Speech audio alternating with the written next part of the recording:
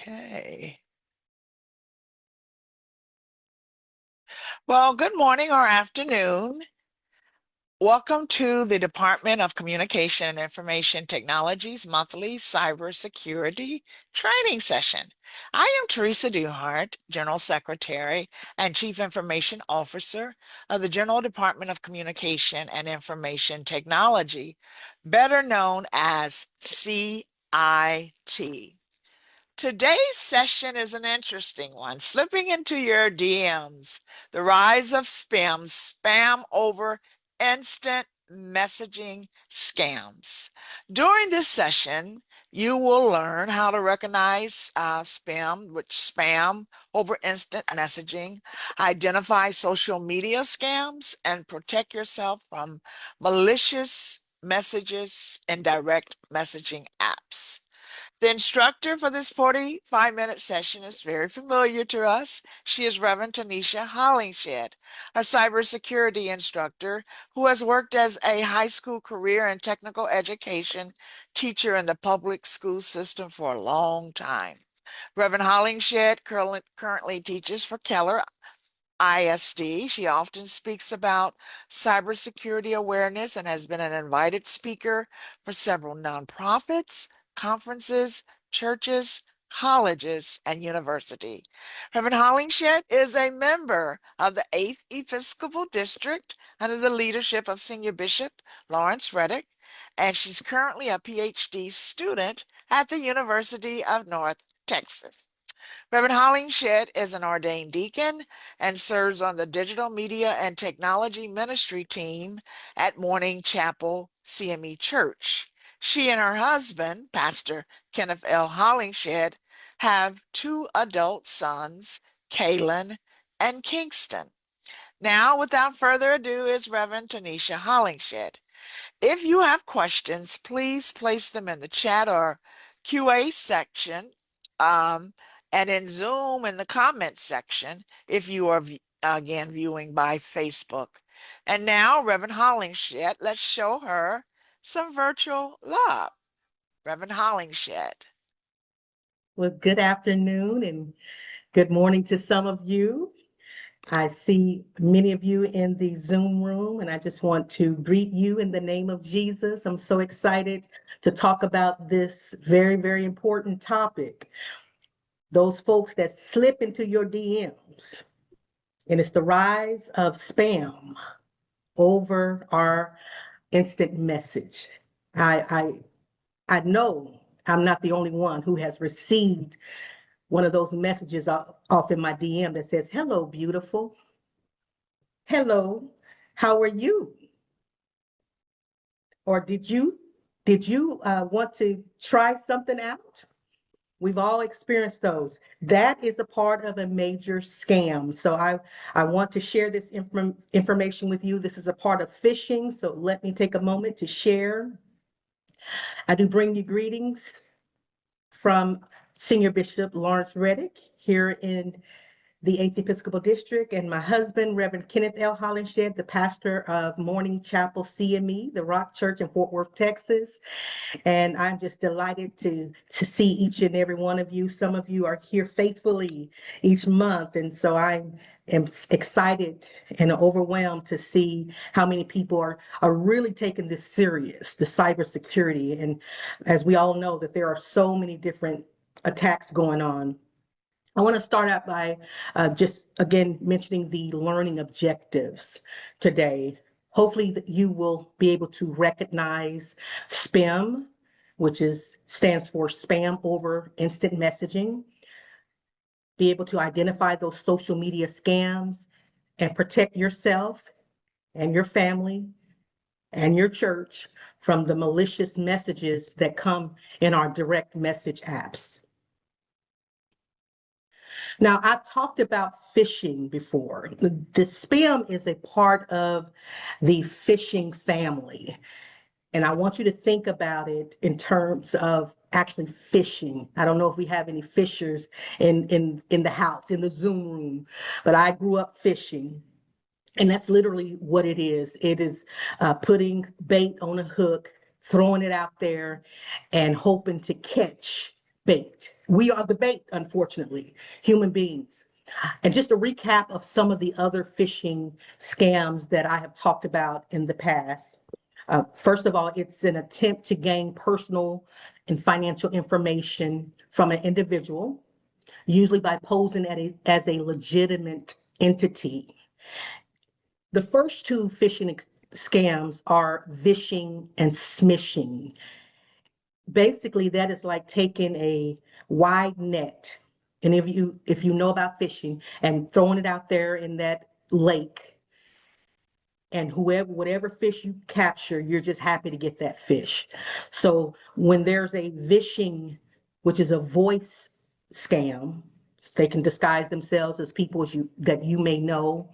They can disguise themselves as all sorts of entities that you may be familiar with, like your supervisor, your grandmother. I've heard just about every type of vishing scam, your children. So you have to be very careful and really listen for those red flags. I called it digital listening last month.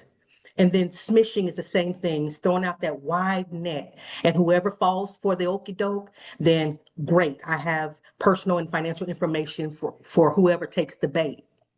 Now, the spear phishing is more targeted. I haven't talked a lot about that, but I will come back and talk about the spear phishing. But this is phishing where the attacker is specifically targeting you or individuals. And so think of a spear when you're throwing it at a specific thing. So they already have their eyes on you. They know a little bit about you based on social engineering. Remember, social engineering is psychological. They bait you in with the things that you love. If you love ice cream, I'm going to throw some ads out there and some phishing emails about ice cream. If you love coffee, like I love coffee, they're going to throw some phishing nets out there for coffee drinkers. If you love pretty women, they're going to throw some pretty women out there through these photos. If you like handsome men, they're going to throw whatever it is. If you love books, they're going to throw out the latest, greatest books. In fact, this is very recent. So my husband just recently wrote a book, and he is in the process of going to Barnes and Noble in Fort Worth to do his first book signing. Now, we have been talking to Barnes and Noble corporate, which is in New York, but getting our dates and everything set up. And so this has been like an ongoing, about 3 weeks of talking and trying to get the schedules right. Well, all of a sudden I get, both of us, not just myself, my husband gets one. I didn't know he received one until he said, "Hey, did you get this message?" And I said, "Yes, I did." But we received a message in our DM on Facebook. It said, "Be in." It looked like Barnes and Noble. They had an emblem that looked like Barnes and Noble. And the message says, "Hey, would you like to do a book signing? We can get you some book signings in, different parts of the country." And I paused for a moment. I said, "Wait a minute. Why would they send me a DM when we've been talking for 3 weeks? And we've already finalized our date for next weekend." And so I immediately told my husband, I said, "Do not click in it." Of course, they wanted us to click into a link and start setting up these different book signings at different Barnes and Nobles across the country.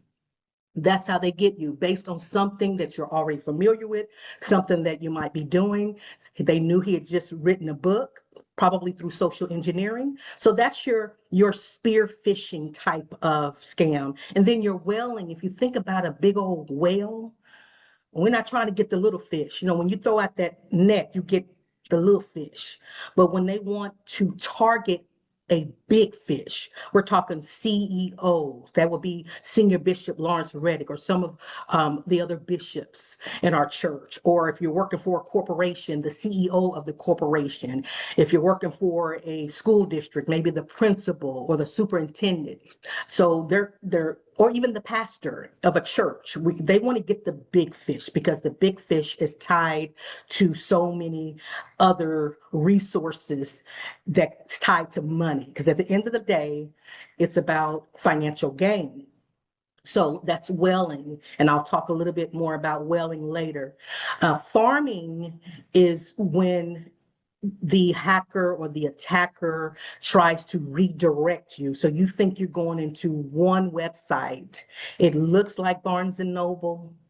That has the logo like Barnes and Noble, but when I look at that URL, it doesn't look right. There may be a misspelling, or it may be a .com when it should be or .org, or should be a a edu if it's a university. So you have to be very careful that that URL that you're going into actually matches the actual company. But that's called farming. It's going to redirect you to a malicious site, and you think you're typing in your ID and your password into your actual bank, but it's actually going straight to that attacker. So that's just a little bit of background on phishing attacks. Now we talked about phishing, smishing, spear phishing, whaling, and farming. We've probably all been had some type of phishing attack in all of those areas at some point. Now, SPIM, let's get to this one. This is a very hot attack right now, meaning it is very popular. A lot of people are being scammed. A lot of people have been hurt by this, but this is spam over instant messaging. Why is this so popular? Because we spend a lot of our time on social media. So this is that spam that you typically get in your email. Think about all of those commercials. That's what they're like, ads that we get constantly. And the ads are typically wanting you to purchase something. It's telling you that there's a discount on something, or there's a promotional item going on. And all you have to do is click into this link, and then it will take you to that specific website to get whatever the information it is promising you in that email. So this is very similar, except it's coming through your instant messaging, your DM. You may, and here's an example on the screen. It may say something like, dear, and a lot of times they'll say your name. Instead of dear customer, it may say, dear Teresa Duhart, or dear Miss Duhart, you have been selected to receive this $100 Walmart gift card. And if you had already been thinking about, or maybe had Googled Walmart or did something related to Walmart, then you're automatically going to go, oh, okay. Dr. Duhart might say, oh, yeah, I was just looking at some Walmart gift cards to give to my grandkids. And so you may, without pausing to think, go ahead and click in it to get your gift card. But notice on this email or this DM, it says claim here, and then it says www.freegiftcards-now.com. What's wrong with that picture? There's nothing in that URL that mentions Walmart, and those are the things that you have to pay close attention to before you just click into something. Take time to pause and think, okay, if this is coming from Walmart, it should look like this, this, and this. And if you're not sure, go ahead and pick up your cell phone or go to another computer and go to Walmart's website and see if it matches. And if it doesn't, then we know that this is a part of a scam. But this is something that they are able to get away with constantly. When I say the hackers are making millions of dollars just through just one click, tricking us with these different DMs. So the messages often appear, like I said, in your DM from someone or an entity that you're familiar with. This can come through apps like your Facebook, Instagram, uh, WhatsApp, all of these different social media uh, platforms that have the DM components. Another very popular scam is the invoice scam. How many of you have received an email or a DM or even a text message that says, "Oh, thank you for the purchase. Here is your receipt. Here's the invoice of what you just purchased." That is one of the biggest scams right now. I probably get them at least a few times a week, and my husband gets them. Now, when I see them, I'm like, no, I know I didn't purchase anything from this entity, so there's no way that you should have an invoice for me. Or they'll say, thank you for your payment. here's the receipt. And then if you know that you didn't pay for something with this particular company, it's going to cause you to react. Oh my goodness, let me click into this and see what's going on. So my husband just received a message this week that said, thank you for your loan. All you have to do now is click into this link and accept the loan and sign off on your loan papers for $40,000. And so he calls me hysterical. He said, did you just take out a loan? And I said, no, sir. And I was calm because I already knew what it was. I said, oh, here we go, that invoice scam. And I said, calm down. I said, remember what I said. Anytime you get an email or text or DM that automatically makes you go, you have to pause for a moment and go, wait a minute. This is a part of the scam, is to get us it brings about fear, to get us to act immediately, right? When we're fearful, sometimes we automatically go, oh my goodness, let me click in here and see what's going on. So again, that is what that SPIM and invoice scam does. It's fake and it wants to bring about fear. It typically will show up in Facebook Messenger, Instagram DMs, WhatsApp, Snapchat, Telegrams, LinkedIn messages, Discord, and I just don't trust Discord right now. This is an app that a lot of young adults use, a lot of young, even my students in high school use this, and I have seen so many scams come through Discord. So just be very, very careful with that particular platform, because there's a lot of scammers on that. And that could be a whole different presentation on that, because I've seen some people get really hurt through Discord. So be careful. Be careful with all of them, but that one, pay close attention to. So these messages feel personal and trustworthy. That's how they're able to bait us in, because it looks real. It's the person's face. I trust that person. It looks like Miss Duhart. I trust Dr. Duhart.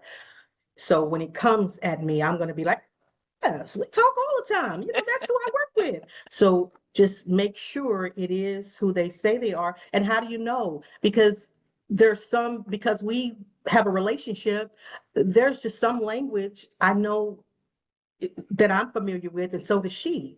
And so there's a red flag that pops up. Even if there's a misspelling, I'm like, no, let me call her. And I've done that before. Is this you? And she's like, no, ma'am. So make sure that you are paying close attention to how these messages come in. It will look like it's coming from a friend or someone that you trust. Sometimes they hack into, that's very popular as well. They'll hack into my account, and then or try to hack, rather. They're gonna have a hard time hacking me, because I've got some stuff in place All for right. them. But they will do that. They will try to use myself. They will use your account, hack into it, and then send out messages. And quite naturally, your family and friends are going to say, "Oh, that's my friend, or that's my cousin, and that's my mom." And so they may fall for the trick or the bait. Some example I mentioned before: is this you in this video? Oh, I have some pictures. Have y'all ever had those kind of emails, or you're on your cell phone where it says, click into this link and look at this picture, and you're going, picture. Now, I'm a teacher, so we know that students are always taking pictures. So a couple of times I was like, oh Lord, did one of my students take a picture of me?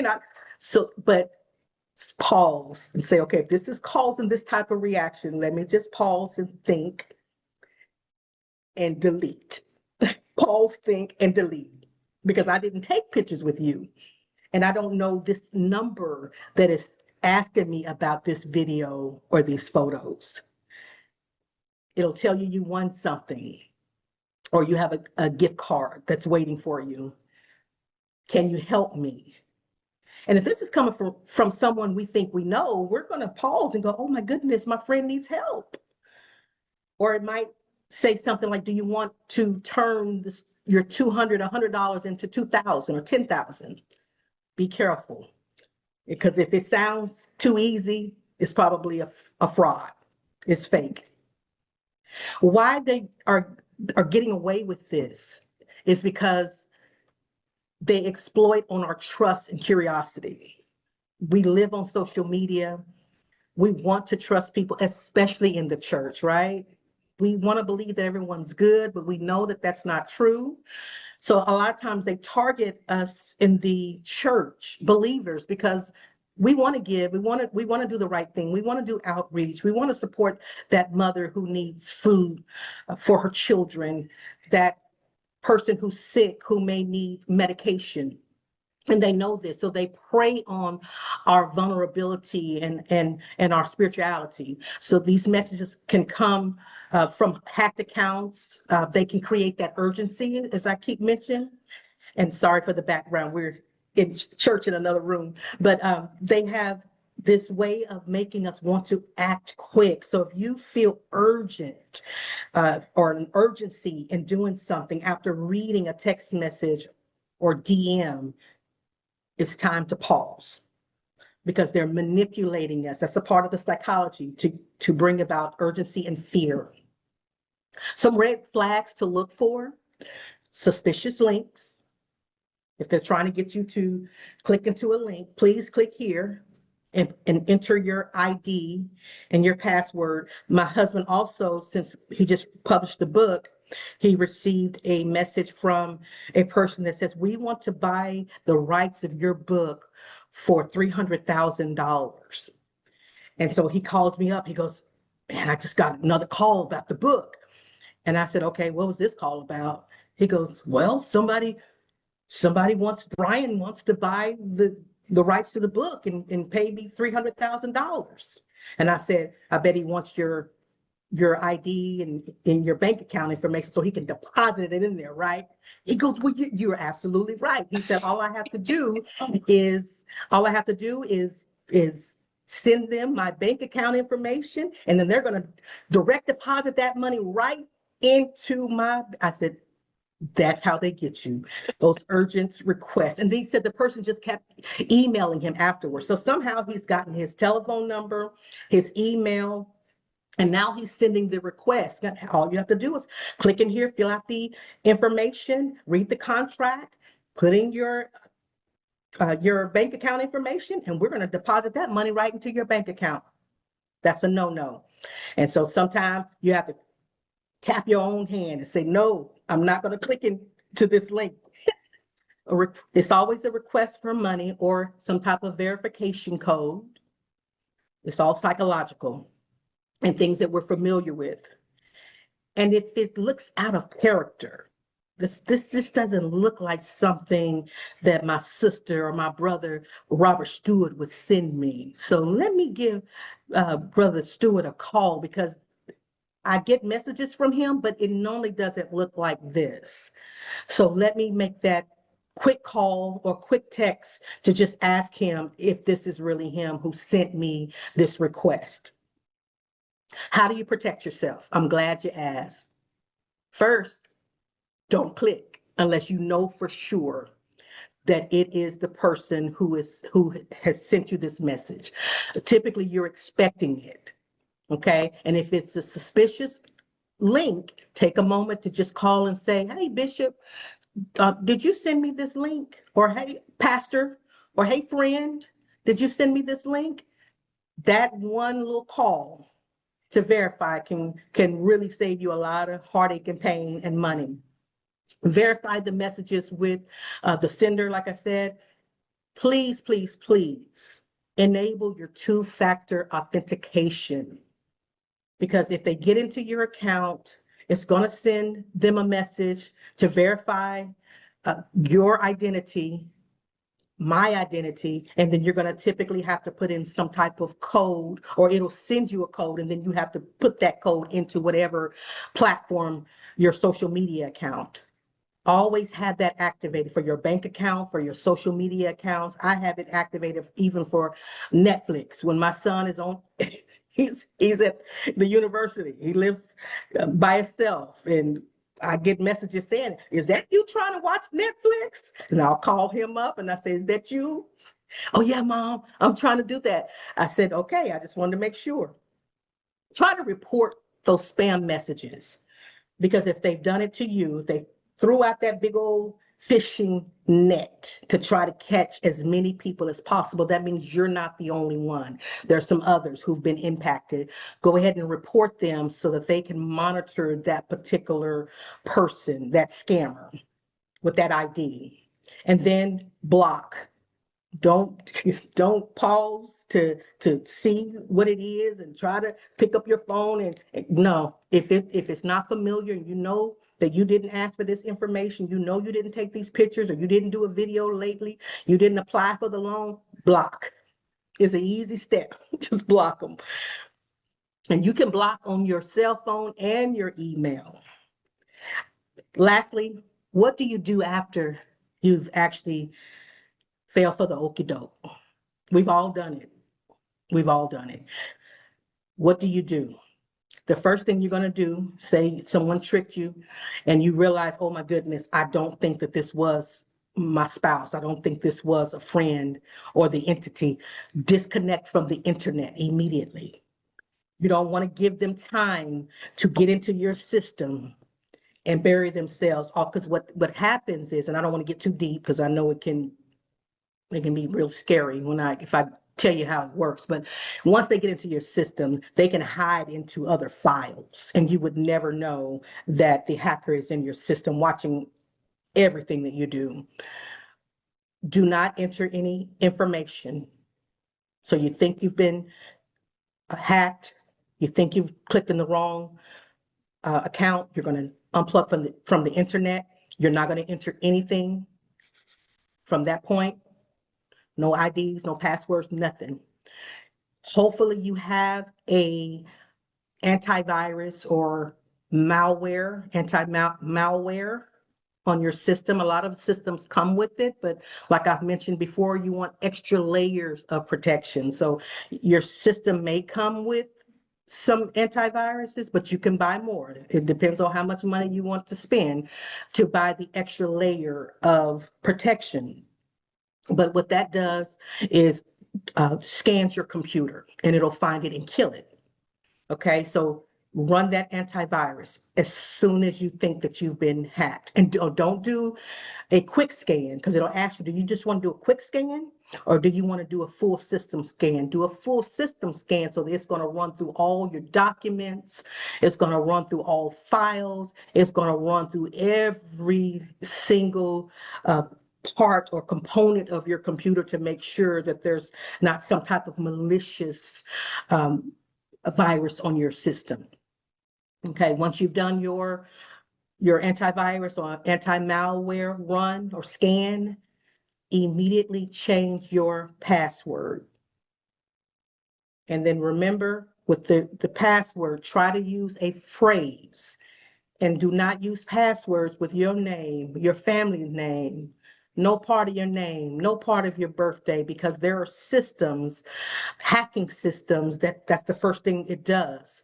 With using AI, it's going to run a combination of all the information that you've shared already, your birthday, your dog's name, your school that you attend, all of the information that you have shared, your church's name, your pastor's name, your middle name. It's going to run a combination of all of that. So you don't want to use any part of your personal identity, anything tied to you.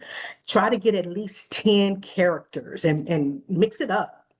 Numbers, words, letters, a phrase, and just mix it up. The harder you create your password in terms of it being complex, the harder it is for them to easily break your password through these AI tools. And I mentioned before, enable your multi-factor authentication, MFA. And lastly, you want to report the incident as soon as possible so that others are not impacted or affected by the same attack. Are there any questions about SPIM? And I know that's a lot of information. but hopefully you will take some time to really either go back and listen to this presentation or just take a moment to go to some of these sites, Cybersecurity and Infrastructure Security Agency, the Federal Trade Commission, the National Institute of Standards and Technology, NIST. Go back to these sites, learn a little bit more in depth about what's happening in our world. It's a scary thing. It really is. When we're on the internet, we're in a ocean where a lot of different sharks and a lot of different creatures. Unfortunately, these are the hackers and these are the attackers and the scammers who are looking for their victims. So don't be a victim. Any questions?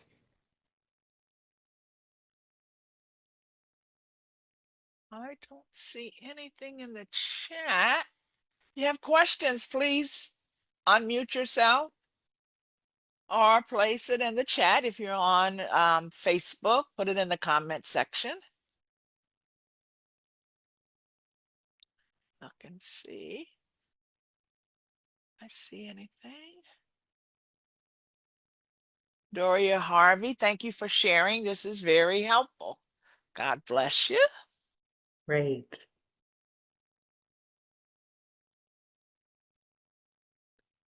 Anyone?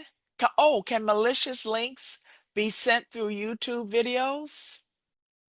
That's a Yes, question. malicious links and malware can come through any type of link. So yes, an attacker can pretend like, for instance, they can say, check out this YouTube link and click here to watch it. And so it could be a fake YouTube. So you have to make sure that it is a legitimate site.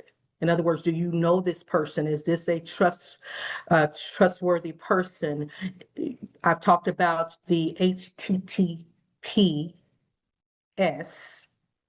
that S at the end. When you look at your URL and you go to a site, it should have that HTTPS. Make sure that it's secure, because a lot of times the unsecured websites may not have all of the layers of protection that you need. So I hope that answers your question. But basically, any link that you click into can be malicious. So that's why you have to be careful of every link that you're clicking into, whether it's YouTube, Facebook, Instagram, LinkedIn. Any other questions?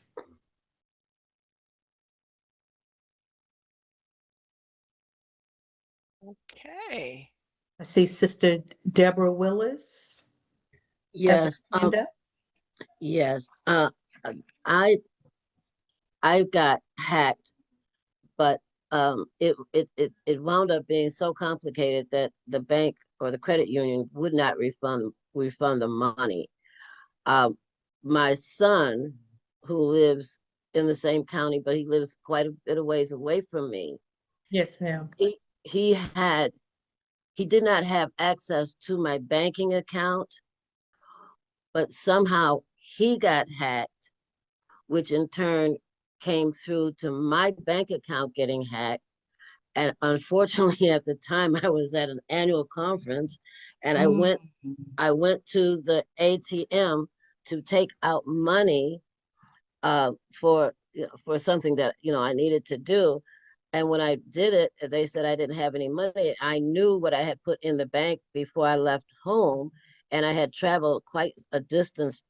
From I went from New York down to Florida, and there they took $2,000 out of the bank account.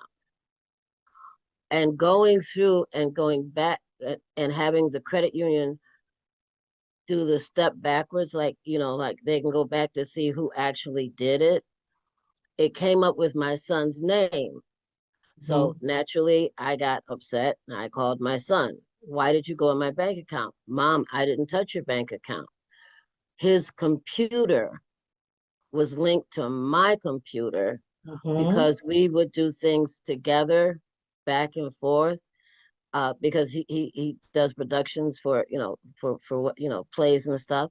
So we were connected. So somehow they hacked into his computer, which went into my computer, that grabbed my bank account. How, Thank you that for just seemed sharing. I'm so weird. sorry. So sorry that happened. That is another type of attack. There's so many different attacks. What that sounds like is a worm attack. And think of a worm, how worms can slither into Right. different things and it replicates.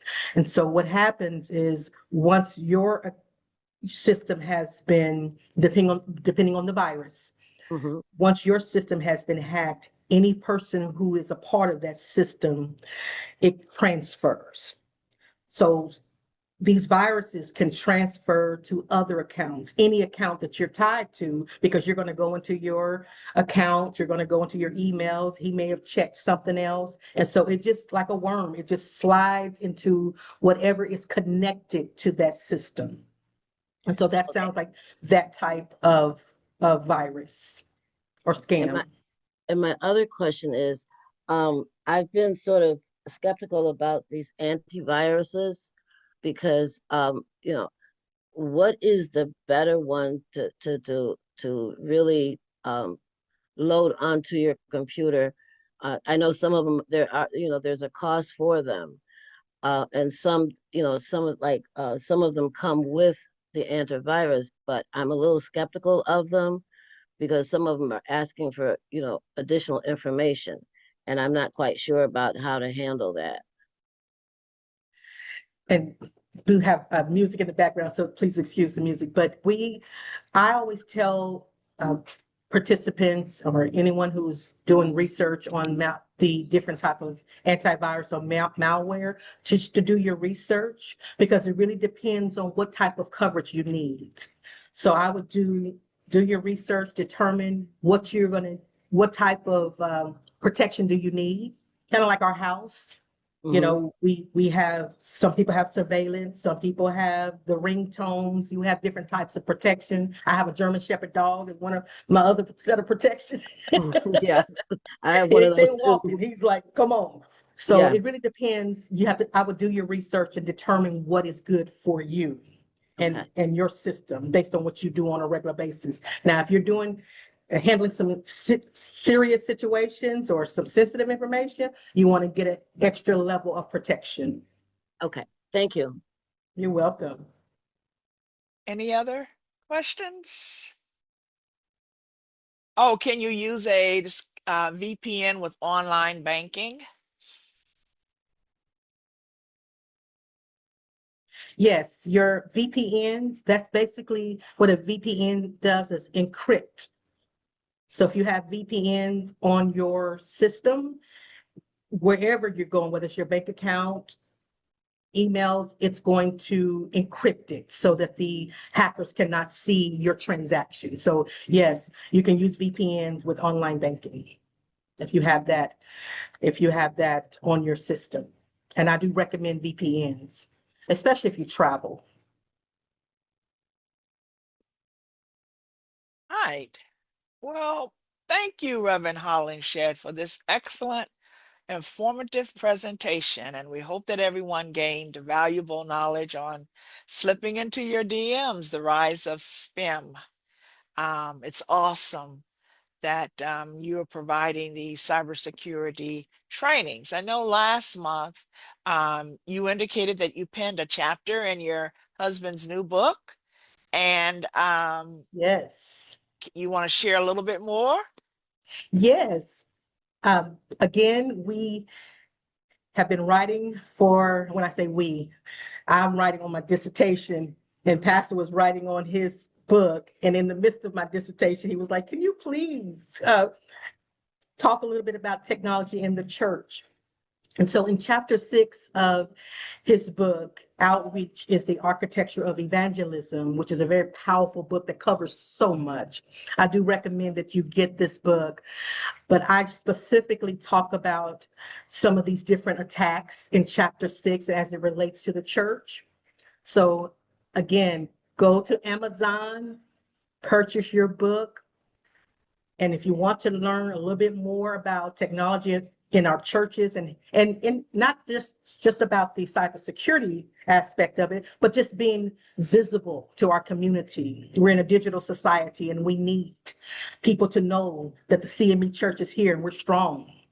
And we are full of the Holy Ghost, just like all other churches, and we're a growing church. So again, we thank you, Dr. Duhart, for this opportunity, and I pray that each and every one of you will purchase that book. There's some good information in there. Thank you. Wonderful, wonderful, wonderful. Well, I am so glad that Reverend Hollingshed, you were able to reflect today, and hopefully our members here on Zoom as well as Facebook, and we'll upload it to the YouTube channel as well, can, be more aware and informative. We thank you so much for your ministry. Hope everything goes well. Maybe at the end of this year, will you graduate, or is it next year? It'll be the end of, I'll go back to fall, continue to do research, and then hopefully, in the name of Jesus, in December 2026, I will be Dr. Tanesha Tanesha Hollingshed. Hollingshed. All right. Praise I'll God. be Praise official. God. So y'all Praise pray for me, God. please. It's getting harder and harder, Absolutely. but I'm hanging in there. Absolutely. Well, good.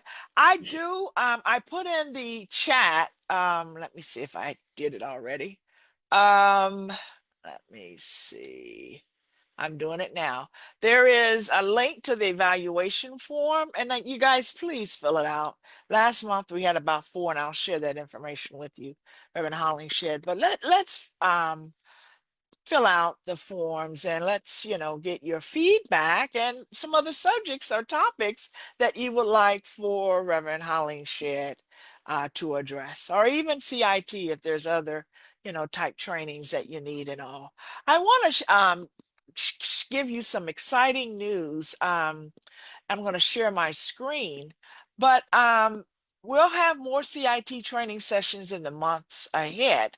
But I got to do some exciting news, as I mentioned. You may have read or saw the post from CME Communications that CIT department, in collaboration with the College of Bishops, we're introducing the official mobile app for the 41st General Conference of the CME Church, which will be held June 13th through the 19th in Dallas, Texas.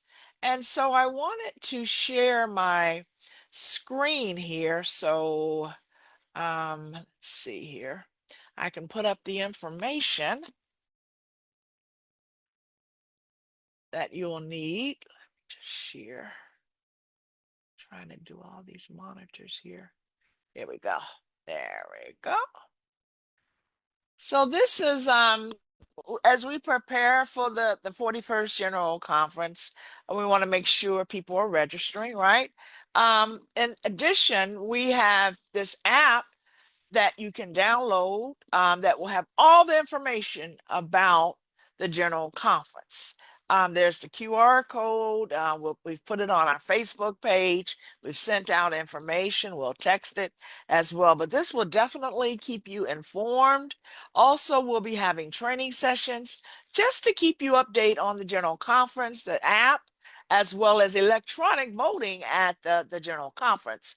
The dates have been mentioned. We start training next month, April 7th, on Tuesdays, and then on Sundays, and we'll go all the way up to the Sunday before the beginning of the General Conference. We want everyone to be informed about the General Conference, but the app will definitely keep you informed, and look for more information as we move forward.